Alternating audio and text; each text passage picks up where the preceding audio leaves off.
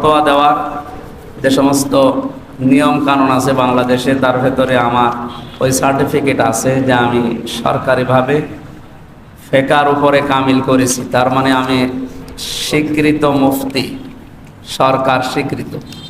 ফতোয়া দিলে এটা গ্রান্টেড হবে। আন্দাজে এক নাম দিয়ে দিলেই হলো। আমি আবার বলছি, ওনার কিছু মতের সাথে আমাদের কিছু মতের মিল নেই। এই যে কলব নিয়ে উনি একটা মত দিয়েছে, বিভিন্ন আলেমের সাথে এটা মেলে না, এটা আমিও মানি না। ওনার সাথে আরও কিছু কিছু জিনিস আছে মেলে না। হযরত ঈসা আলাইহিস সালাম যে উপরে গেছে, উনি আবার নামবে, এই বিষয়গুলো কিছু উনি ওনার মতো মত দিয়েছে, আলেমদের মতের সাথে ওনার মতের মিল নেই। তাই বলে উনি কোরআন মানে শুধু, হাদিস মানে না। না, হাদিসের নামে একটা বই বের করেছে। হাদিস যদি নাই মানবে তো বই বের করলো কী করি? এ কথা কে লিখেছেন আমি জানি না, এগুলো ঠিক না। ওনার সাথে মেশেন, ওনার বইগুলো পড়ে, কিছু মত পার্থক্য থাকবে। কেন ইমাম তাইমিয়ার সাথে মত পার্থক্য আমার নেই? হাজার হাজার মাসলা তার সাথে আমার মেলে না। কয় তারে তো খালি কোরআন বলি না, কাফের বলি না।